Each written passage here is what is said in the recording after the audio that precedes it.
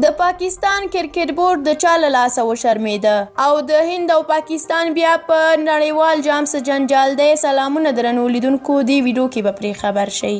د پاکستان کرکټ بورډ د اجرایوي رئیس محمد حفیظ ته غوسه شوی دی او هغه ته یې ویلي دي چې ولې دې د کورونا دویم ټیسټ په ټویټر کې خپور کړی دی. ستا له لاسه پاکستان بدنامه شو.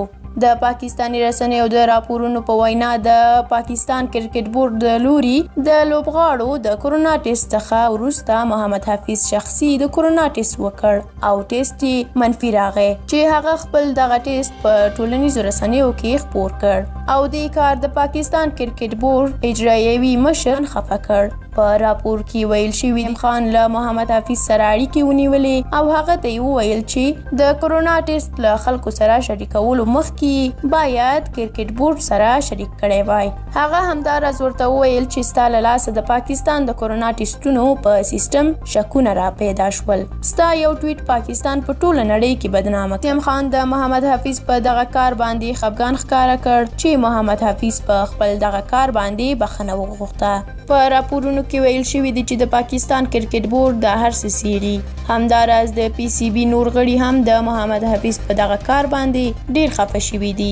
د پاکستان کرکټ ملي لوبډله د جون په 28مه نیټه انګلستان ته ځي چې له دې مخکې د پاکستان کرکټ بورډ د ټولو لوبغاړو د کورونا ټیسټونه وکړل چې د 10 لوبغاړو ټیسټونه مثبت راووتل. پی سی بي وویل چې ټول لوبغاړي قرنطین کړي دي او د قرنطین مودې تر پوره کېدو وروسته به یو ځل بیا د دوی ټیسټونه وکړي. خو محمد حفیظ په شخصي روغتون کې د کورونا ټیسټ وکړ او په دویمه ورځ یې ټیسټ منفي راغی چې هغه په ټویټر باندې خپل دغه ټیسټ له خلکو سره شریک کړ.